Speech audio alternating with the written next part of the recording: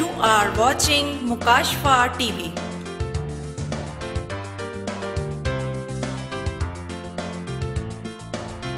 आप देख रहे हैं मुकाशफा टीवी। इससे पहले कि हम खुदा उनके कलाम को खोले, आइए हम दुआ के लिए अपने सर को झुकाएं। हालेलुया। खुदावंद काबिल मुतलक खुदा, तू जो आसमान और ज़मीन का खालिक है, तेरा शुक्र करते हैं कि तूने अपना कलाम नाज़िल फरमाया ताकि तेरे लोग इससे रहनुमाई हासिल कर सकें। सो खुदा, आज जब तेरे कलाम को बयान किया जाए तो तेरा ये कलाम बहुत सो के लिए रहनुमाई का सबब बने। मेरी मदद फरमा, कमजोरी में जोर अता कर और फहम, दनाई और हिकमत बख्श दे ताकि तेरे कलाम को बेहतर तौर पर बयान कर सकूं। तपाया हुआ कलाम बख्श दे खुदा, यीशु मसीह के नाम में, आमीन। खुदा की कलाम पाक में से हमारे लिए आज की तलावत पुराने अहदनामे में मज़ामीर की किताब, ज़बूर की किताब और उसका पहला ज़बूर आज हम पढ़ेंगे। पुराने अहदनामे में मज़ामीर की किताब और उसका पहला ज़बूर। हकीकी मुबारक हाली,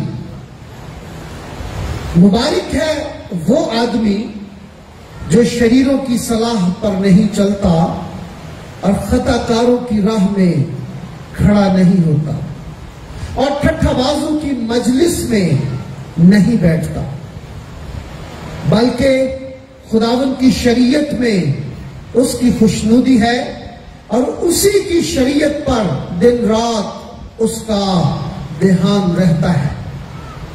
वो उस दरख्त की मानद होगा जो पानी की नदियों के पास लगाया गया है और जिसका पत्ता भी नहीं मुरझाता,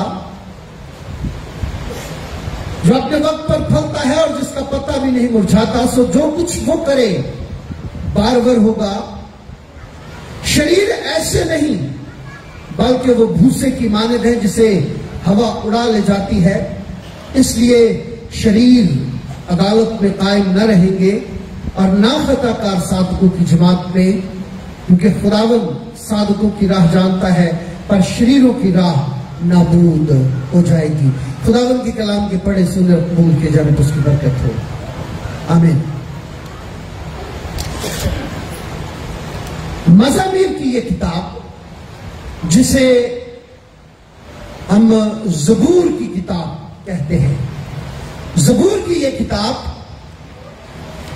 बनी इस्राएल के उन शायरों के कलाम का एक मजमू है जो उन्होंने खुदा की तारीफ में लिखे।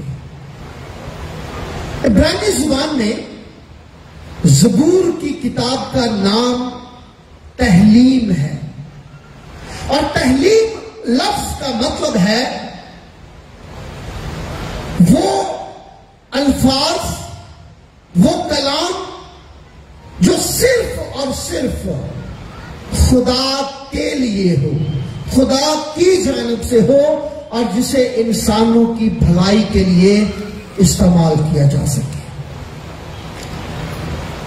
इसमें, इस ज़बूर की किताब में गीतों और दुआओं को शामिल किया गया और बहुत से इब्रानी शायरों ने, मुसन्निफों ने इन गीतों को लिखा और फिर उसके बाद बनी इस्राएल ने इसे एक किताब की सूरत में इकट्ठा करके इसे अपनी इबादत का हिस्सा बनाया।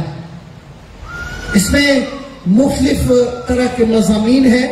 कुछ ज़बूर ऐसे हैं जो खुदा की हम्द सना और प्रस्तुश के लिए इस्तेमाल होते हैं। कुछ ज़बूर ऐसे हैं जिसे मदद, हिफाजत और निजात के लिए बनी इस्राएल इस्तेमाल करते थे। कुछ में खुदा से मुआफ़ी की दरखास्तें, इल्तिजाएं की गई हैं। कुछ ज़बूरों में खुदा की बरकतों के लिए शुक्रगुजारी की गई है और कुछ ज़बूरों में اپنے دشمنوں سے حفاظت کے لیے خدا سے منت کی گئی ہے.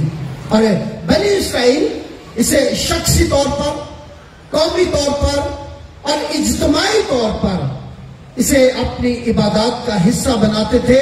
اور یاد رکھیے گا کہ زبور کی کتاب میں 150 زبور ہیں. بنی اسرائیل نے انہیں 5 کتابوں کی صورت میں یا 5 حصوں کی صورت میں تقسیم کیا ہے. اس میں پہلی کتاب زبور 1 سے شروع ہوتی ہے، زبور 41 تک. پھر دوسری کتاب زبور 42 سے شروع ہوتی ہے، زبور 72 تک. تیسری کتاب زبور 73 سے شروع ہوتی ہے، زبور 99 تک. اور پھر چوتھی کتاب زبور 90 سے شروع ہو کر زبور 106 تک. اور پانچویں کتاب زبور 107 سے شروع ہو کر 150 تک جاتی ہے. اور مزامیر کی یہ کتاب آج زبور 1 جو ہے وہ بنی اسرائیل اور آج کے دور میں موجودہ کلیسیا کے لیے رہنمائی کا نصیحتی زبور گنا جاتا ہے. اس زبور میں جو ابھی ہم نے پڑھا ہے 2 قسم کے لوگوں کا ذکر پایا جاتا ہے. اس زبور میں 2 طرح کے لوگوں کا آپس میں موازنہ کر کے بتایا گیا ہے کہ کون شخص جو ہے وہ خدا کی مرضی پر چلتا اور خدا سے برکتیں حاصل کر سکتا ہے، اور کون ایسا ہے جو خدا سے دوری کی وجہ سے نہ صرف دنیاوی جسمانی بلکہ ابدی سزا کا مستحق ہوتا ہے. 2 لوگ ہیں اور دنیا میں عام طور پر 2 ہی لوگ پائے جاتے ہیں، یا تو اچھے ہوتے ہیں یا پھر برے ہوتے ہیں. دنیا میں 2 ہی طاقتیں کام کرتی ہیں. ایک اچھائی کی طاقت ہے، یعنی خدا جو آسمانوں اور زمینوں اور تمام کائنات کا خالق ہے، اور جس کے قبضے میں تمام جہان ہے، اور جس نے آسمان اور زمین اور تمام کائنات کو بنایا ہے، وہ خالق ہے، مالک ہے، وہ رب ہے، وہ قدوس ہے، اور وہ ہماری عبادت کا مرکز ہے. اور ایک بدی کی طاقت ہے جو ابلیس کے اختیار میں ہے. اسی طرح یہاں پر 2 لوگوں کا آپس میں موازنہ کیا گیا ہے اور 2 لوگوں کو بتایا گیا ہے. اس میں پہلے شخص کا ذکر اس زبور کی پہلی آیت کے پہلے لفظ سے، اور دوسرے شخص کا ذکر چوتھی آیت کے پہلے لفظ سے ہوتا ہے. پہلی آیت میں لکھا ہے کہ مبارک ہے وہ آدمی جو شریروں کی صلاح پر نہیں چلتا، اور چوتھے باب اور اسی باب کی چوتھی آیت میں لکھا ہے شریر ایسے نہیں ہے. تو اس کا مطلب یہ ہے کہ یہ مبارک اور شریر شخص کے درمیان ایک موازنہ ہے کہ خدا شریر شخص کو کیسے سزا دیتا ہے اور خدا مبارک شخص کو کیسے اپنی برکتوں سے لبریز کرتا ہے. پہلی آیت بیان کرتی ہے مبارک ہے وہ آدمی جو شریروں کی صلاح پر نہیں چلتا اور خطا کاروں کی راہ میں کھڑا نہیں ہوتا اور ٹھٹھا بازوں کی مجلس میں نہیں بیٹھتا. ایسے شخص کو مبارک کہا گیا ہے جو اس آیت مقدسہ میں بیان کیے گئے 3 کام نہیں کرتا. پہلا کام ہے کہ وہ شریروں کی صلاح پر نہیں چلتا، برے لوگوں کے مشوروں پر نہیں چلتا. آپ کی زندگی میں بہت بار ایسا تجربہ ہوا ہوگا، اگر آپ کے ساتھ کسی کی مخالفت ہے، اگر آپ کے ساتھ کسی کا کوئی رنجش ہے، تو بہت سے لوگ آپ کو مشورہ دیں گے، اس کے خلاف یہ کام کر دو، اس کے خلاف یہ کام کر دو. آپ کو غلط مشورہ دیں گے، غلط منصوبے بنانے میں وہ آپ کی مدد کریں گے. خاص طور پر جب ساس اور بہو کا جھگڑا ہوتا ہے تو بہو کسی کو بتاتی ہے کہ ایسے ایسے میرے ساتھ ہوا ہے، ساس کسی اور کو بتاتی ہے میرے ساتھ ایسا ہوا، تو آگے سے مشورہ ملتا ہے. ساس کو کہا جاتا ہے नून जिंदगी का नाप के ना रखिए, ठीक नहीं रहेंगे। और बहू से कहा जाता है मामा अपने लिया ने, ए तेरी मामू कोई नहीं हो।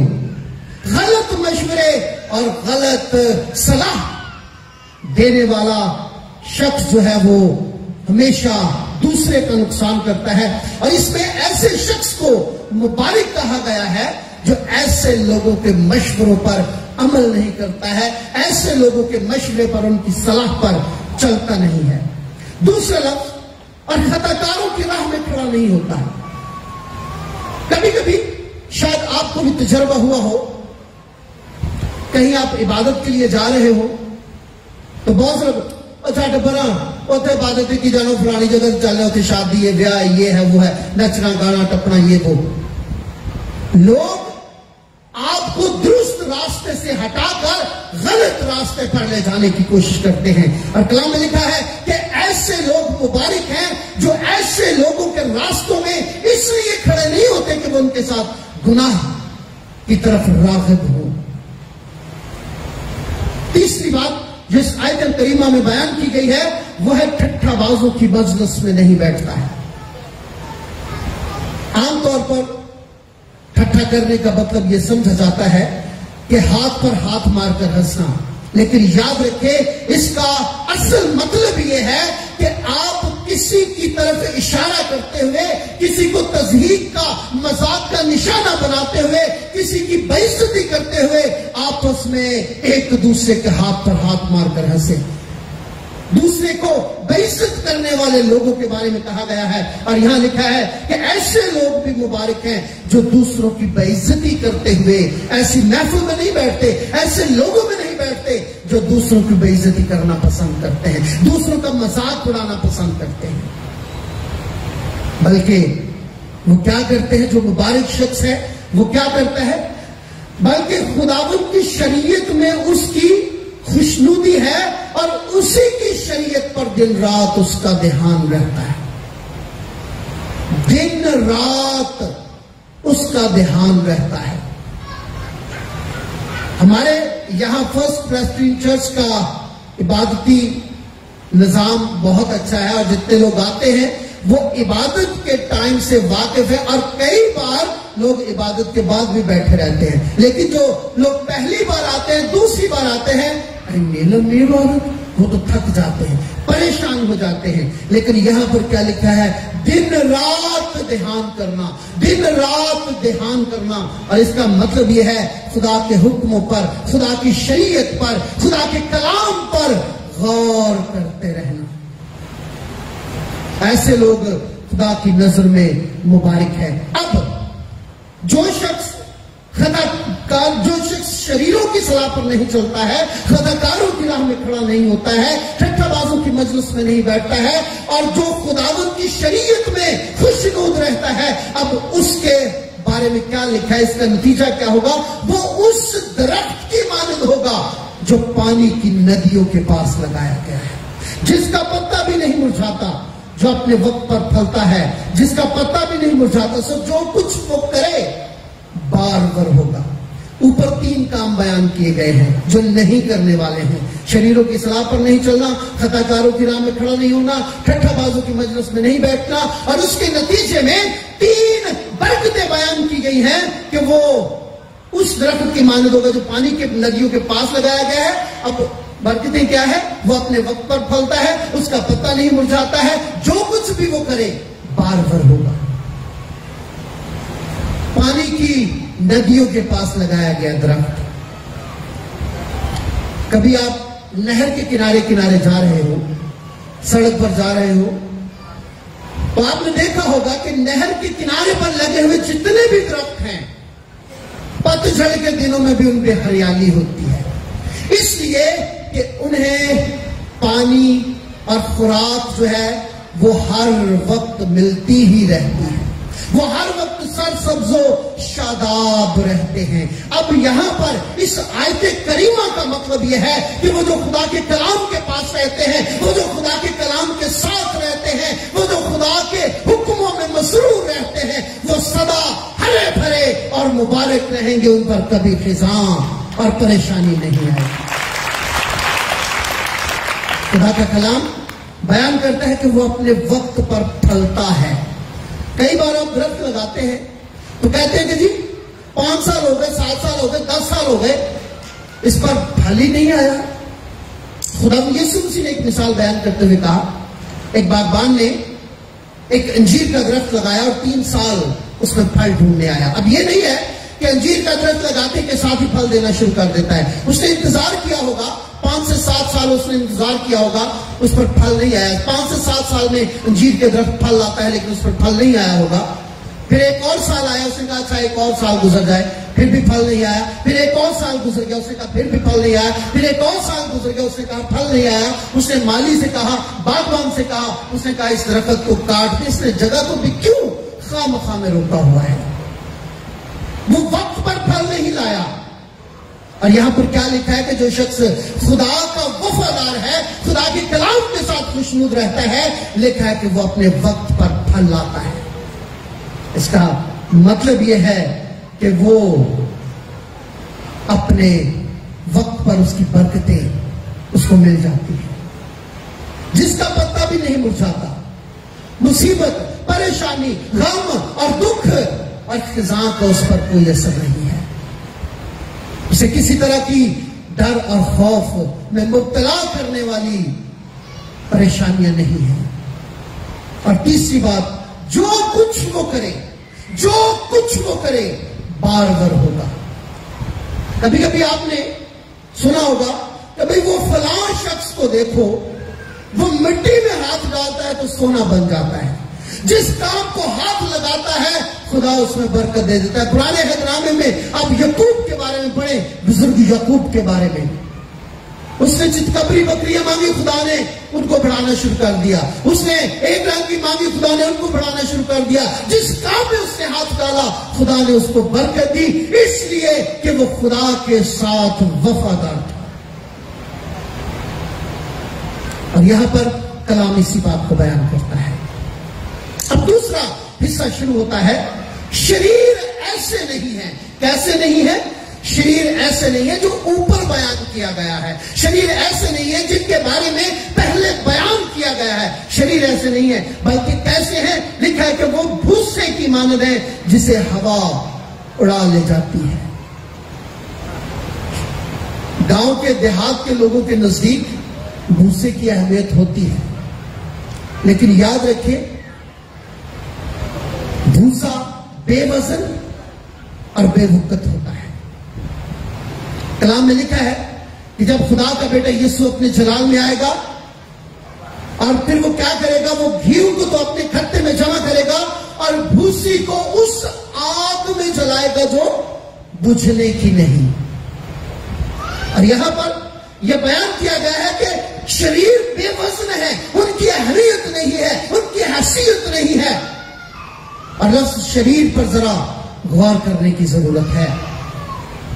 یہاں پر اس زبور میں اس لفظ کا مطلب دنیاوی طور پر شریر آدمی سے ہے, جو شرارت کرتا ہے, جو خدا کے ساتھ وفادار نہیں ہے. لیکن پرانے عہد نامے میں اور عبرانی لفظ کے مطابق لفظ شریر کا مطلب وہ لوگ ہیں جو خدا کو چھوڑ کر غیر معبودوں کی پوجا کرتے ہیں, جو خدا کو چھوڑ کر غیر معبودوں کے پیچھے چلے جاتے ہیں, اور وہ جو خدا کی عبادت کو رد کر کے بتوں کو اپنا خدا بنا لیتے ہیں.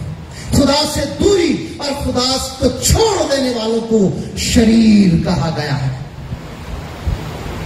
اور یہاں پر بھی ایسے لوگوں کے بارے میں بیان ہے کہ جو خدا سے دور ہیں اور خدا کے نزدیک آنا پسند نہیں کرتے ہیں. اس لیے شریر عدالت میں قائم نہ رہیں گے اور نہ خطا کار صادقوں کی جماعت میں, چونکہ ان کا وزن نہیں ہے, وہ بے وزن ہے, وہ بے وقت ہے, وہ بے حیثیت ہے, اس لیے وہ عدالت میں قائم نہ رہیں گے. انہیں عدالت کے روز وہاں سے اس ہمیشہ کی آگ میں ڈالا جائے گا جو ابلیس اور اس کے فرشتوں کے لیے تیار کی گئی ہے. اس کا مطلب یہ ہے چونکہ آگ وہ ابلیس اور اس کے فرشتوں کے لیے تیار کی گئی ہے, جو اس میں ڈالے جائیں گے سمجھ لیں کہ وہ بھی ان کے لیول ہی کے لوگ ہوں گے. اور نہ عدالت میں قائم رہیں گے اور نہ خطا کار صادقوں کی جماعت میں، جہاں پہ بہت سے لوگ سچائی کی طرف راغب ہو، وہاں پر غلط آدمی ٹھہر نہیں سکتا ہے۔ یاد رکھیے گا کلام میں لکھا ہے، کیونکہ خداوند اب یہاں پر نتیجہ بیان کیا گیا ہے پورے زبور کا آخری آیت کریمہ میں، اور وہ یہ ہے کیونکہ خدا صادقوں کی راہ جانتا ہے۔ اسی لیے تو خداوند یسوع مسیح نے کہا میں چاہتا ہوں تاکہ تمہارے لیے جگہ، سے کہا تمہارے لیے، اس لیے خدا صادقوں کی راہ جانتا ہے۔ اس نے نئے یروشلم کی تعمیر اسی لیے کی ہے جہاں پر نہ بھوک ہوگی، نہ پیاس ہوگی، نہ رونا ہوگا، نہ آنکھوں میں آنسو ہوں گے، نہ بھوک ہوگی اور نہ موت ہوگی، کیونکہ خدا آپ اپنے لوگوں کے ساتھ رہے گا، ان کا خدا ہوگا وہ۔ اسی لیے اس نے کہا خدا ان کی، خدا صادقوں کی، خدا اپنے عبادت گزاروں کی راہ کو جانتا ہے، لیکن شریروں کی راہ نابود ہو جائے گی۔ نابود ہونے کا مطلب ہے ختم ہو جانا، بھسم ہو جانا۔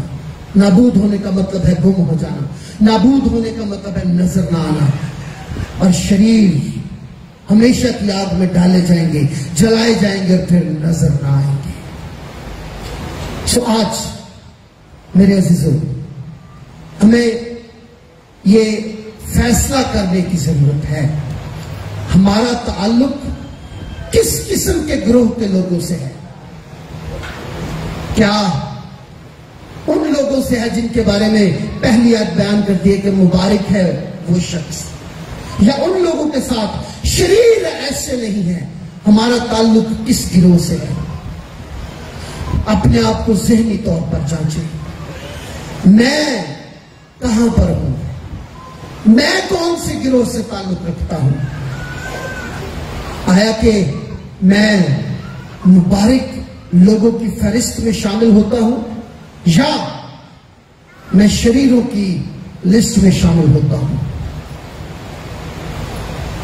فیصلہ کریں۔ اگر فیصلہ نہیں کر پا رہے ہیں تو آج خدا کے اس کلام کو، زبور 1 کو ایک بار پھر دھیان سے، غور سے پڑھیے گا اور اپنی زندگی میں وہ فیصلہ کیجیے گا جو آپ کے لیے اور آپ کے گھرانے کے لیے برکتوں کا سبب ہے۔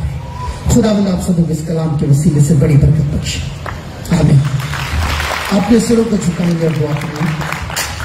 خداوند قادر مطلق خدا، ہم تیرا شکر، تیری حمد اور تیری تعریف کرتے ہیں۔ خدا تو ہمیں نصیحت کرتا ہے، تو ہماری رہنمائی کرتا ہے، بخش دے کہ خدا ہمارے دل تیری ان نصیحتوں کو، تیرے ان فرمانوں کو، تیری اس رہنمائی کو قبول کرنے کے لیے تیار ہو جائیں۔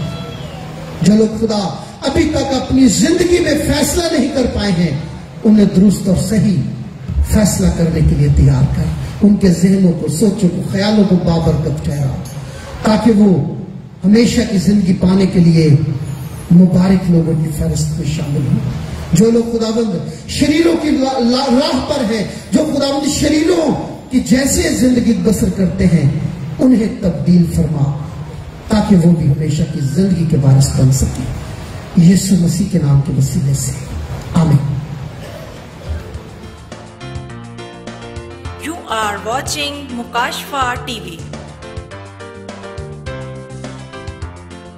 آپ دیکھ رہے ہیں مکاشفہ ٹی وی۔